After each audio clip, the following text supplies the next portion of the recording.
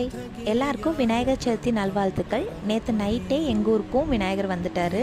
அவருக்கு ஆர்த்தி காட்டி செதர் தேங்காய் உடச்சி ஊருக்குள்ளே வரவேற்றாச்சு.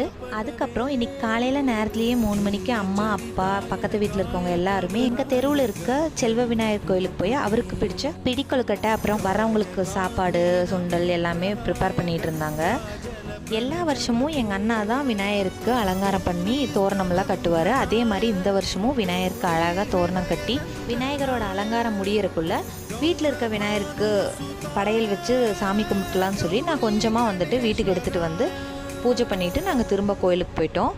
கோயிலுக்கு போய் பூஜையெல்லாம் முடிச்சக்கப்புறம் சாப்பிட்டுட்டு அதுக்கப்புறம் வந்தவங்களுக்கும் சாப்பாடெல்லாம் பரிமாறிட்டு எங்கள் பாப்பா கொஞ்சம் சீக்கிரமாக எழுந்திரிச்சு அங்கே கோயிலுக்கு போயிட்டதுனால அவனுக்கு தூக்கம் வந்துருச்சு. அதனால நாங்கள் சீக்கிரமாக அவனை தூக்கிட்டு வந்து வீட்டில் தூங்க போட்டுட்டு கொஞ்ச நேரம் கழித்து திரும்பவும் நாங்கள் கோயிலுக்கு போயிட்டோம். இதே மாதிரி வேற ஒரு வீடியோவில் பார்க்கலாம்.